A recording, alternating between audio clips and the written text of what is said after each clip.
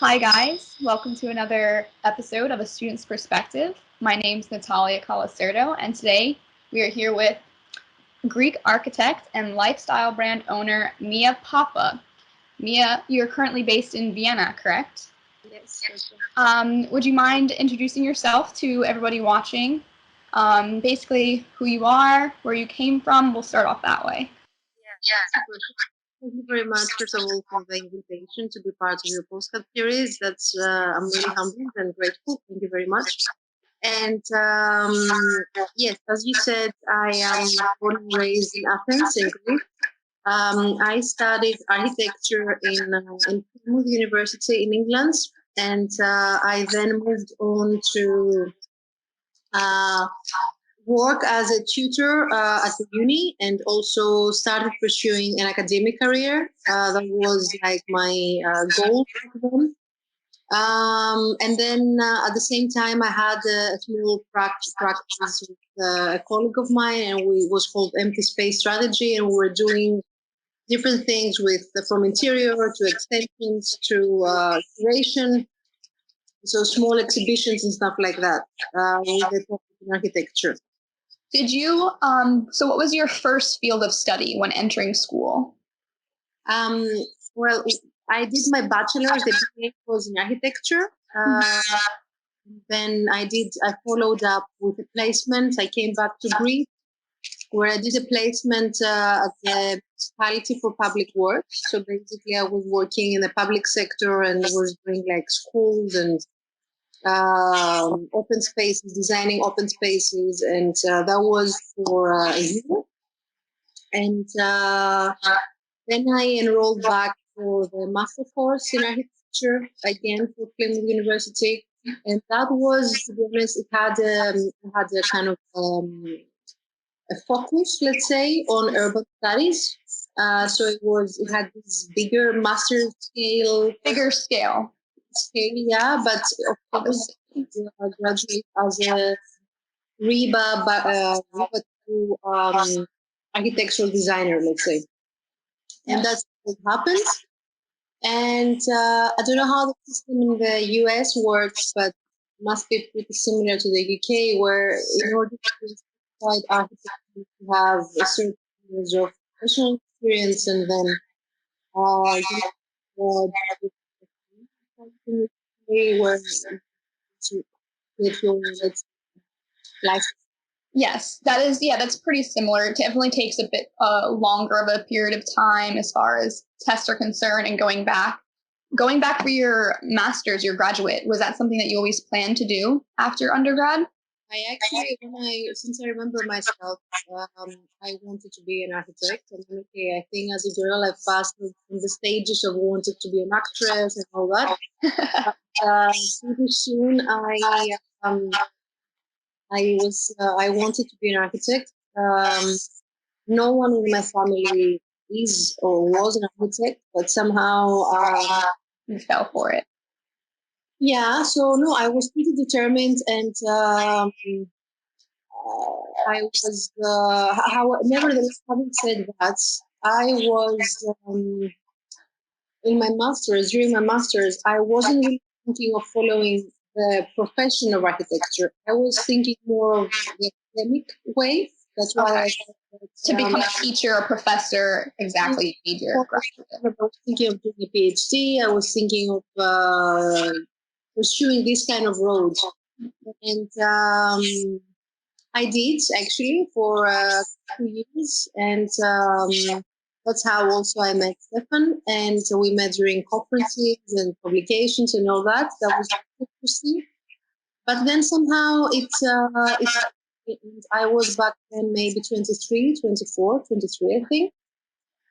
And I somehow thought that it was either I will actually go and do a PhD, and I accepted in London in the Central School of Speech and Drama, because that's, as I said, this childhood dream of actress actually was something, and I wanted to combine architecture and theater. You were combining basically two passions of yours. I find that like you were easily inclined to a lot of different things, and I'm sure you're capable of doing them all, but you found a way to kind of immerse the two.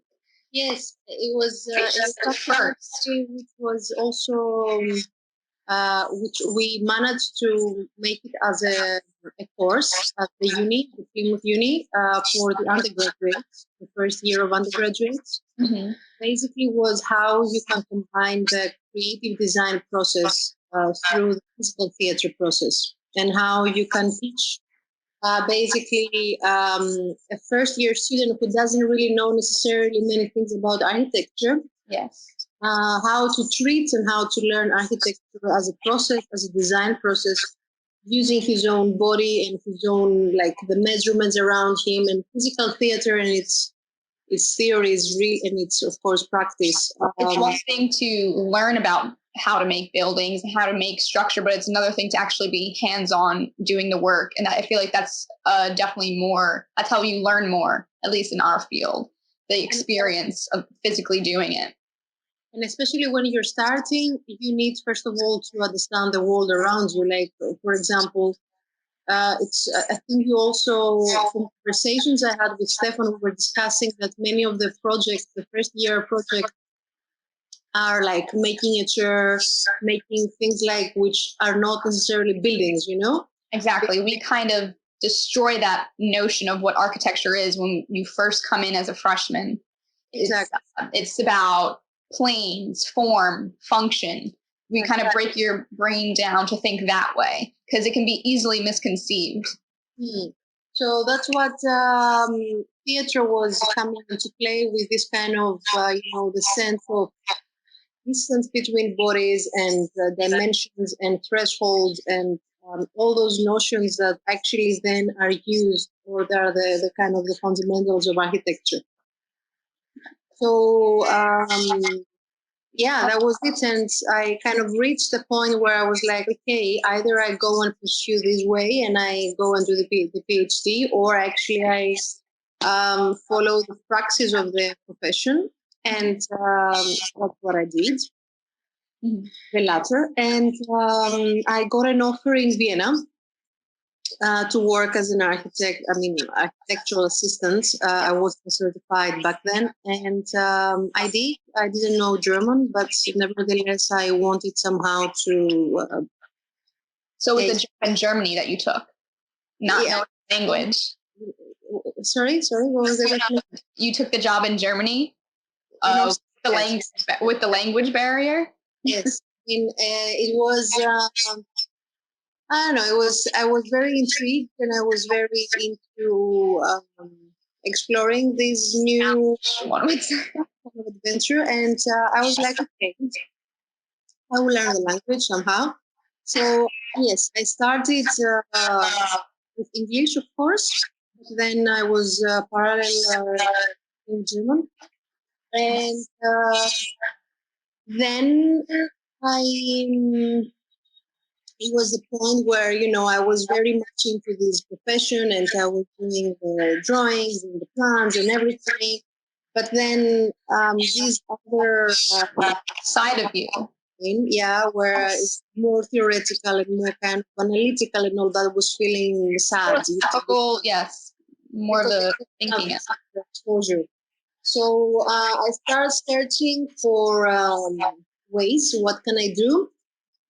And then I saw a course, actually, the University of Applied Arts in Vienna, and it was about management and curating. Curating. And that's combining another one of your passions, art. Yes, right? I always. Which came first? What do you think inspired? Did architecture inspire your love for art, or did art inspire your love for architecture? I was like, I don't know. I think that they have. I mean, they're both. If you really take etymologically, architecture is the master of all arts. So it has to do with the sense of aesthetics and art and everything. But always, even on my uni projects as a student, both in BA and master, I was having a much more let's say, artistic approach. Yeah. I wasn't not necessarily, I wasn't driven by aesthetics, but it was quite the opposite. I didn't want to produce. I don't want to produce, let's say, a seemingly beautiful outcome product, but I was very much into the process of architecture, and I think that came the arts part, you know. And it's just it's just a feeling, I was always inclined into pursuing more kind of. Do you think your exposure to that European lifestyle your whole life has influenced you to think and act this way, as far as like when you're designing or just in general as yourself? Do you feel as though that's definitely? I've never actually, I don't know, I've never been to the States, so I don't know how the lifestyle there would have been for me. So I cannot really answer that question like in total Definitely. sense. Yeah, in Europe, I feel like at least when I studied abroad, it's a totally different look on architecture and art itself. You're firsthand experiencing all the historical and actual real presence of it all. It definitely was very eye-opening and very inspirational. And yeah, so I can only imagine living there is a whole different ballgame. Yeah, I mean, it was for me coming from a small country where it's very homogeneous and very close, and then stepping into England, and then that was a bigger exposure, obviously, to cultures, to others. So I, I don't know. I think that it was, and then of course I've traveled a lot around Europe, and I've traveled a lot around the Western and Asian part of the world. That's not really your side, technically, yet. So I don't know, but I think it has to do with your upbringing also. Like I used to grow up with being exposed to my parents would take us very often to the theater, to the museums, to many cultural places like Hollywood for us has been always connected to culture, not just leisure. Yeah, I often wonder myself, how did I grow for this passion? And I realized like I was always being brought to museums as a child. I was fortunate enough to be able to be exposed to all of those cultural aspects that I think definitely influenced me in my later life, or at least realized that I do have a really greater appreciation for this. And it's kind of awesome to connect those two. I think it has to do with many aspects, and that's why when trying to define, I guess, your a role in this industry, there's so many different avenues and facets that we can take and kind of make our own job out of this industry, because there's so many different passions to combine. Actually, I remember when I was finishing my BA, I had a friend, and he actually was saying to me, listen, Mia, I don't want to, I will not follow the master. I will just, I want to be a graphic designer. And, back then, he was quite older than me. And I was thinking, oh my God, like you're older, you don't want to continue with your master's. Whereas for me, it was definite, this is the way I have to go. I need to be an architect. I will take my RIBA 3 and I will be an very proper and know my books. And then he ended up being a very, very successful, actually, graphic designer. He's doing things for Nike and other big brands. And it really made me then understand that, it's a springboard. Architecture is a really, really good base to get, because it's actually what I think that architecture is the greatest kind of lesson that architecture can teach you, aside from the process, the creative thinking process. It's actually problem solving. Mm-hmm. And that goes a long way. Yeah. Yes, that goes a very long way in all the industries. It's problem solving, and okay, you experience that when you are in the uni, but I think it's very important when you're actually practicing architecture in the real world, which I have done. That you actually see that you need to be versatile, you need to be adaptable, you need to find always a solution to change your to Approach. to kind of adapt, but also to make your concept stronger. Also, with different than others, also. Also that, in life there are certain restrictions and there are certain criteria, and in most cases there are also financial implications for the client and all that. You need to kind of restrain your somehow your creativity, but you don't want to let that sacrifice. So you need to find the golden section between like keeping your design, and serve your values and purpose, but at the same time find the client as well, because he's at the end the one who pays for the project, right? So it was a reality check for me working as an architect in a firm, and that's yes. Yeah, and I kind of had my way up from junior, and I've reached before actually I became self-employed 2 years ago. I reached the level where I was a project manager for a company in Berlin. Right. We were doing kind of different projects, big scale projects. And speaking about your experience in at least the urban scale, is that something that, because then we can move on into your brand, and that is a totally different scale as well. So I just like, you have all these different passions. Was this something that you were passionate for, that urban scale? I was always very passionate, yes, because it was such an experience during my master.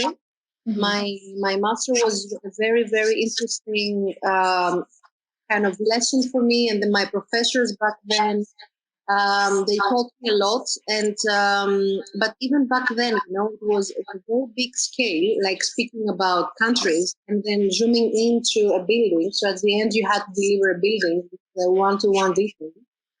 But it was culminating all of that.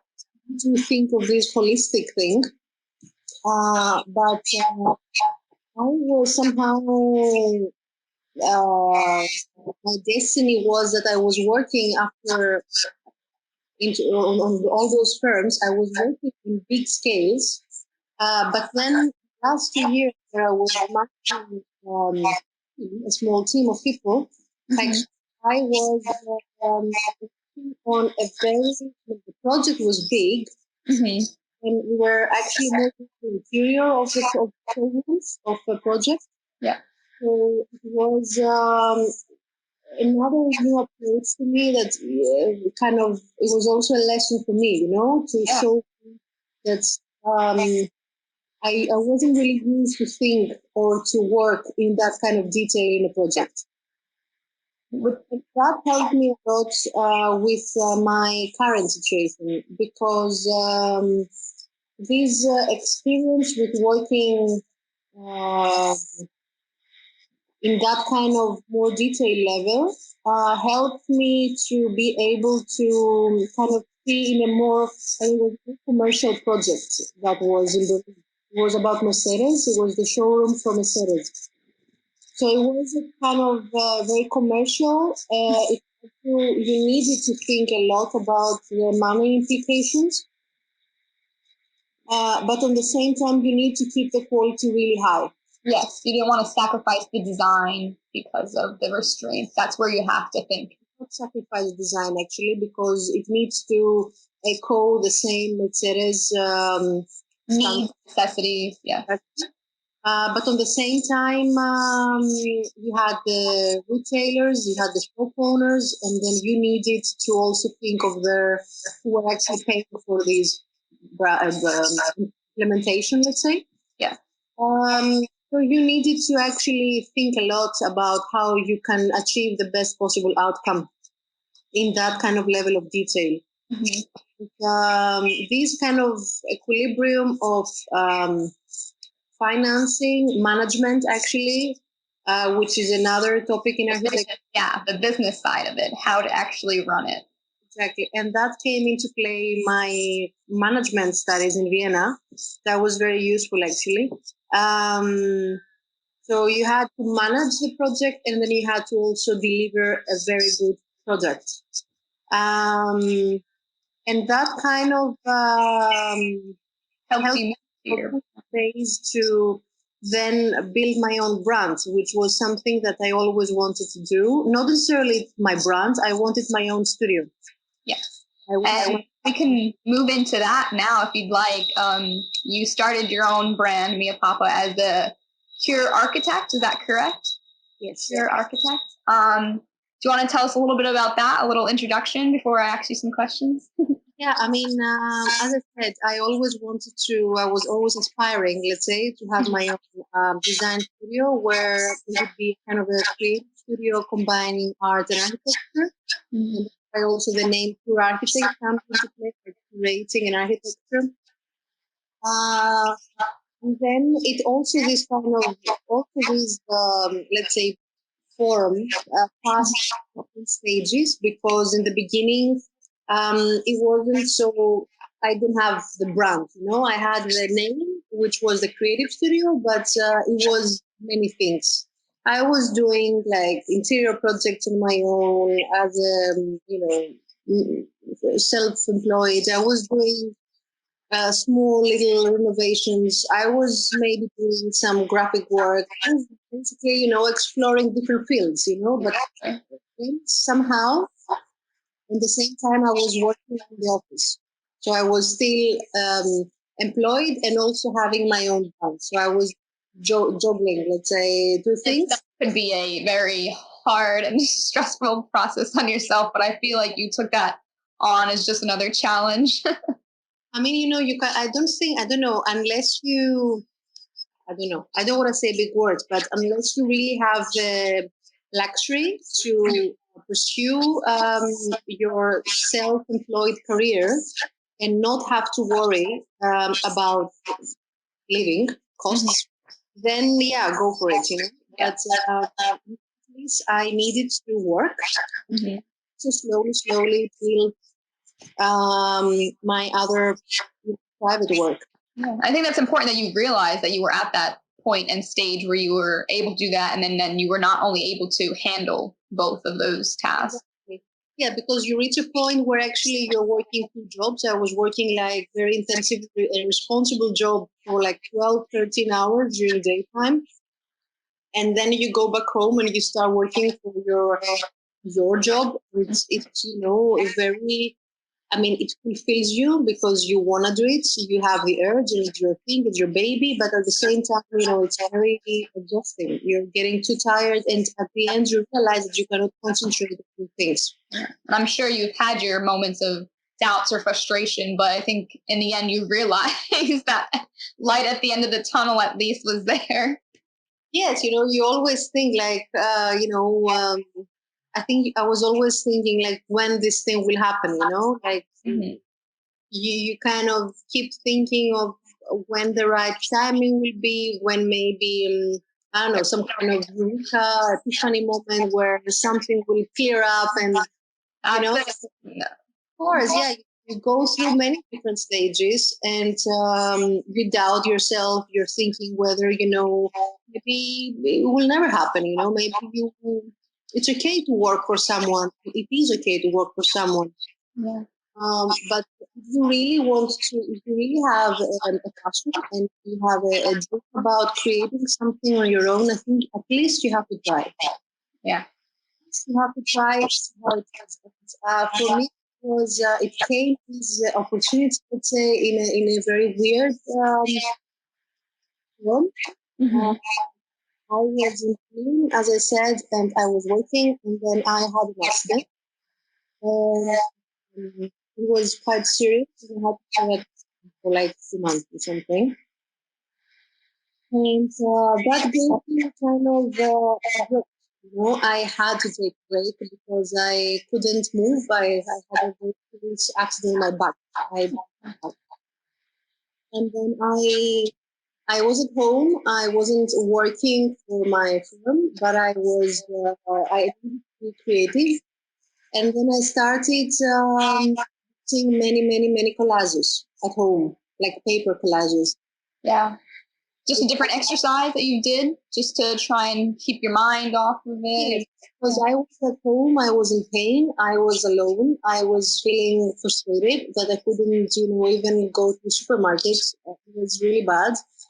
And then I'm still a very kind of active person. I need to move, I need to do things, and I couldn't just sit. I mean, I couldn't sit actually because it was impossible. But I couldn't lay down, let's say, and do nothing. Yeah. So I started doing much more, many collages, which I was doing them before actually as a, but now I was doing them. Obviously, I was producing. I don't know. At some point there was no more space in the flat to accommodate all the collages. I was doing them in small A4s. Uh-huh. With paper and glue, like very simple, very kind of basic. Cut and paste, yeah. Yes, very basic stuff. And I was collecting many brochures from exhibitions or magazines and stuff like that. So I had the material, but still, it was pretty basic. And then I reached the point where I didn't have any more space. I didn't have any more paper. So I was thinking, okay, I will start scanning them and do them digitally. So I stepped into the digital kind of collage making, and then I showed them. I started showcasing them on Instagram, and then people were liking them, and there were some responses and things like that. But it was just a joke, it was very. Never thought this could be something more than just a collage or exercise thinking. This is maybe something which I can, and for me, I was seeing that as my passion. I'm just doing that. I'm expressing myself. I like it, and let's see. Yeah. And at some point, I start thinking that I can actually print them on like a silk screen. Print them. Which is on cotton paper, and then you have a very nice technique and very nice haptic feeling on this paper. And okay, and then I was thinking, okay, I will maybe have an exhibition or something with that, like to showcase what you've been working on, just to like that. That was 2 years ago, and then I was like, or a year and a half ago. But then I saw an article on the Financial Times, I think it was. Basically, exactly what I was doing. It was a printing. It was a painting actually, but someone has printed it onto a scarf. So what gave me the idea of, okay, since I'm already using silk screening method printing for the collages, maybe I can actually print on actual silk.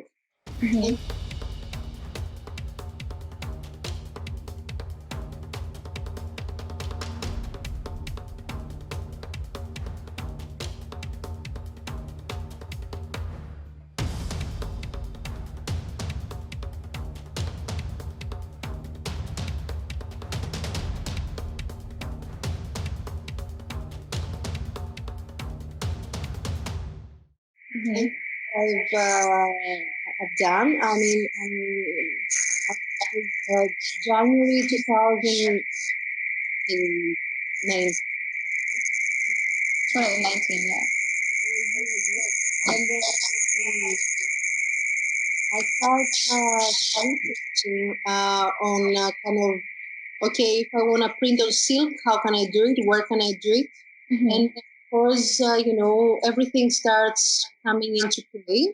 Where it can potentially be something bigger that you can probably take it to that next step. So, yeah. I had also, I guess it was, I liked my work in terms of, okay, you see something and you're satisfied, but I wasn't really believing that this can be something bigger than that. I was thinking, okay, let's try, let's see, let's explore new ways, let's see what can happen. And on the same time, I was working, I was already self-employed. I took this kind of risk because I said, okay, these 2 months I was away from my work were the window I needed to realize that, Mia, you need to kind of take the risk now. You kind of taking a leap of faith. And I think you had put everything into that. Yes, like you had enough experience working for someone else. Take all that and make something for yourself. And that's what I've done. And so I was starting, I had a small project where I could start working on actually. So I wasn't starting on zero. I had a kind of clientele or, yeah. That's it. And then the idea of this product kind of going into. And then I was like, if I ever make a brand, I want to what's the philosophy I want to have, what was behind that. And of course, I wanted to be, as me being Greek, I want to do something where it comes from my country. I'm living, I think it has to do with the fact that I'm living away from my country pretty much now, almost 14, 15 years. And I have a very close connection, nevertheless. And I wanted somehow to be something which reflects and shows the kind of love I have. And I wanted to be something sustainable, organic, hand. So I looked for all those things, and there is actually a very small production, silk production in north of Greece. And it's called in town. It's silk since antiquity. So they have very small production. Okay, means infrastructure. Production, and they make actually the whole silk from the cocoon and the from start to finish, very beginning stage. And they make the thread, and then they wash the silk, they cut it, and everything, and digitally print your pattern, and then it hand shoots and everything, and then it comes back to you. It's ready and beautiful. There's a lot to say about craftsmanship.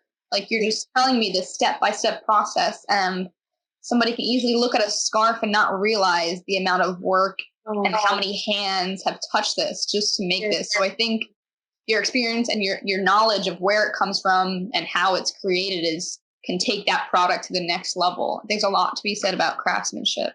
It was mind-blowing for me, because I knew about silk, and I knew about the silkworms and everything, and the process of the butterfly and all that.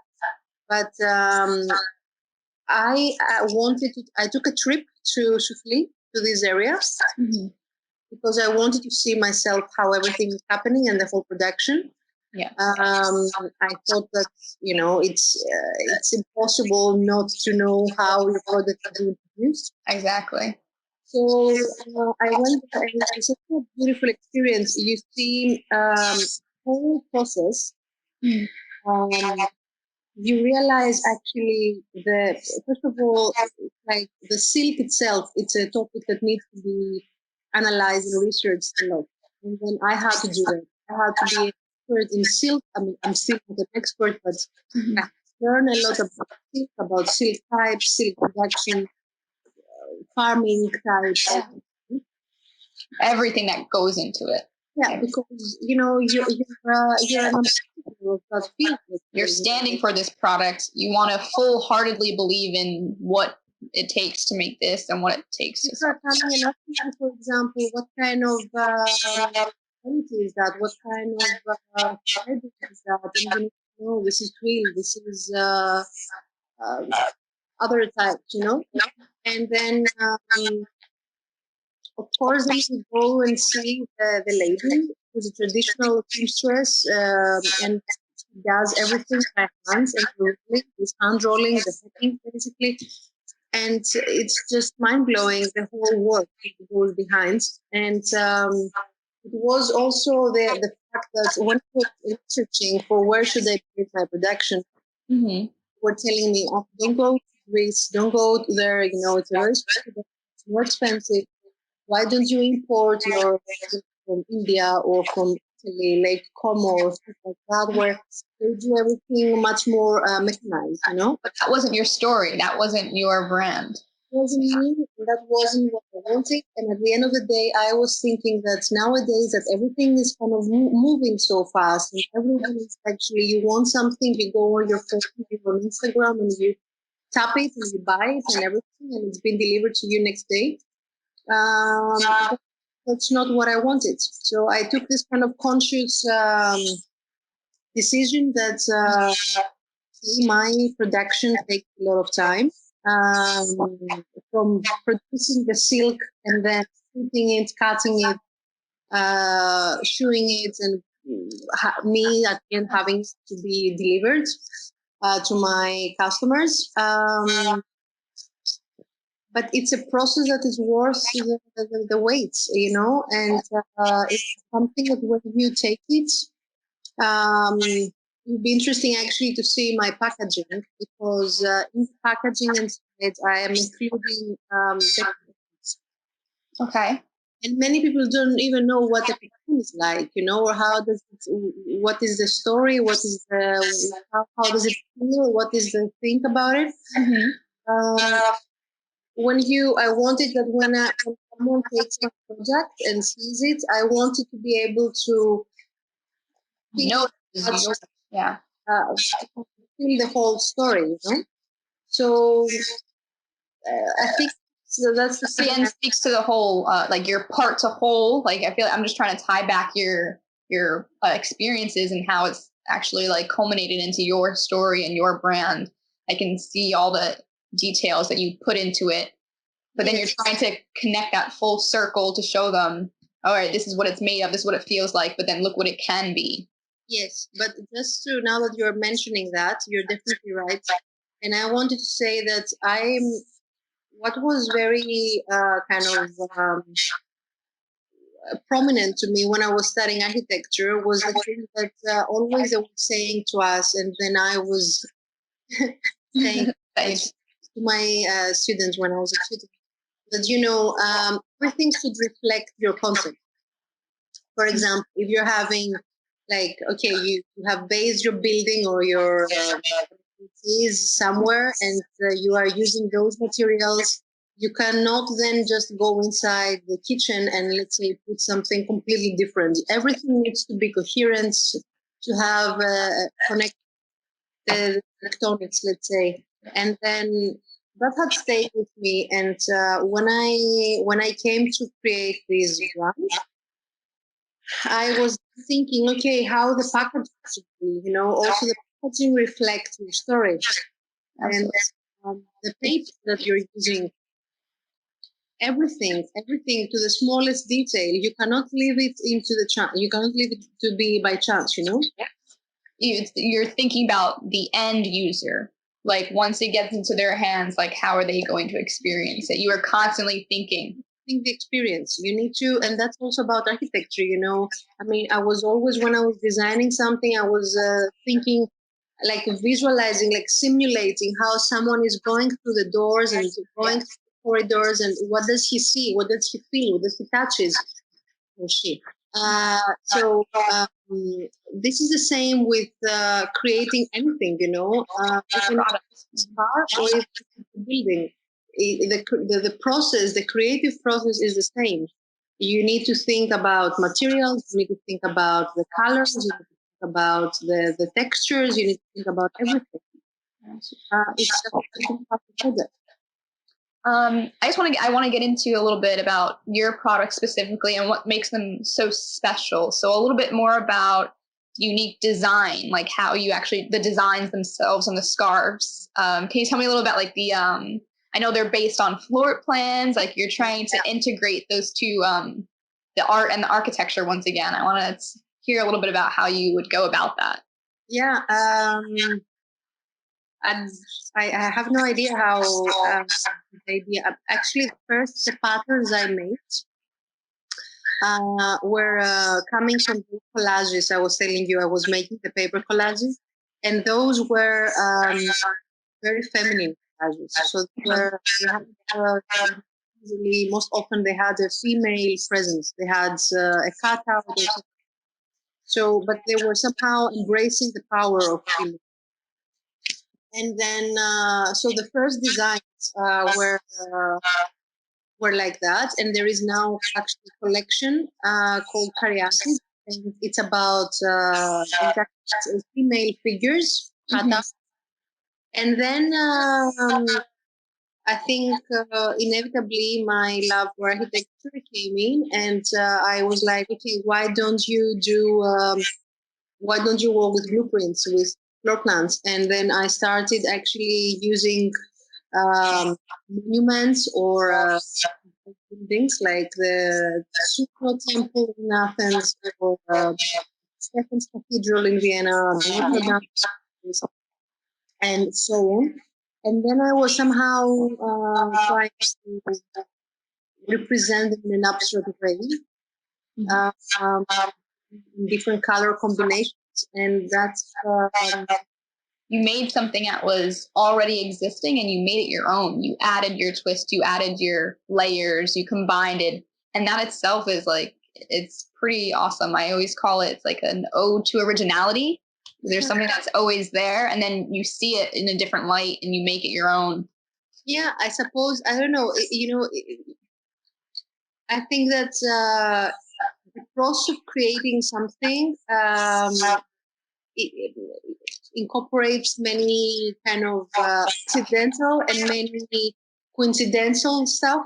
So I guess that when I was starting creating, I had some encounters with people, and they were telling me, their opinion or an idea or this or that, or I was seeing something, and then somehow you combine all these things together. Mm-hmm. Something comes up, Yeah. But the line is that I wanted to. I believe that the floor plans have great language, and it's a great tool to use. And many people actually are used to see more of let's say the elevation or something, but not the floor plan. Not so easy to understand and read the floor plan. That encompasses, that overall view, that oversight of everything included, rather than a single wall.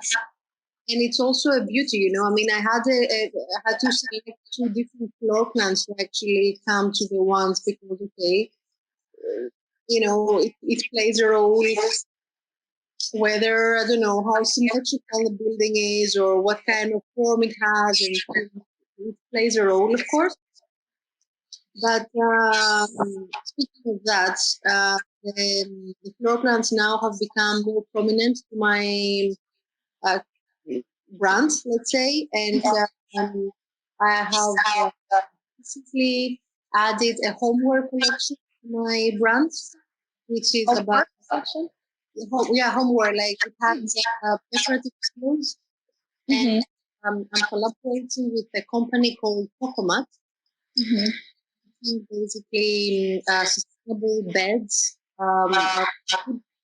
and mattresses and pillows for that. And I'm collaborating, and basically I'm making for them the pillow cases using the floor plan of their Vienna store, because they have also a store in Vienna, and it's in the historical city center. And just with your way of thinking, you were able to connect that store's story to their product. Yeah.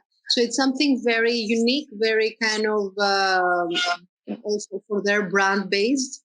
And it has also the coordinates of it, the coordinates of the shops.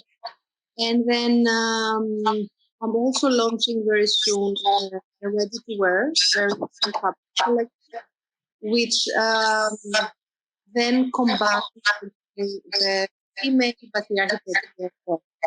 So I have chosen three different brands. it's actually more of a master plan. Mm-hmm. It's let's say 3 areas in ancient Greece. Okay. Had these ancient palaces, and then like Mykonos, if you maybe know, or Kos, Creta, and Parthenon, Acropolis in Athens. And then I am depicting the, let's say, master plans of those areas, of those, let's say, ancient areas. At the same time, I am taking out a female figure, and making each item out of like for its location. So each dress has a female name, which was this figure was the very important aspect for that historical area. Wow. So I don't know if it makes sense, but I will have photos and I can show you the patterns and everything. But basically, it's a photograph is imprinted on a dress, on a kaftan. It's a summer dress, and then I want to. I want to have the ability that, like a dress is called Athena, or a dress is called Iphigenia or Ariadne, and behind that there is a story, but the story is about a woman who has a personality. And the name, I think, is so personable that right there will drag that whole story. You want to know this Athena story. You want to know this story, this person's story. But then I actually want to bring it to the modern, our days. And then the photo shooting, which will be following the dresses, I want to use modern everyday, and I respect a lot for their stories and for their what they have achieved. Basically, each one of them will represent the dress. Will represent also their values and their kind of personalities. So that's that people can stand behind when they see the person's ideals, his values. It's a more dynamic, and it has more value because it stands for something. Yeah, it's consistent with that, and that's what kind of it takes to have a following, a brand, and such. Yeah. So thank you so much for talking with me. We're running out of time now, but it was beautiful to hear your story and all your past endeavors and all your future endeavors. I'm so excited to see where you go and where you take this brand. It was a pleasure talking with you. Thank you so much, and I hope that if someone listens to that, maybe would be a little inspired or a little more braver to go there. Take that stance. Before we leave, is there any place where you would like to direct the people watching as far as social media handles, if anywhere they can follow your brand, your websites? You can just tell them right now. Well, yes, someone can find my products through my website, like miapapa.com, or through Instagram, Mia Papaefthemiou. But yeah, I'm hoping that there will be also some stockists very soon around. But at the moment, those are the. Thank you so much, Mia. It's been a pleasure. Thank you. Bye. Bye.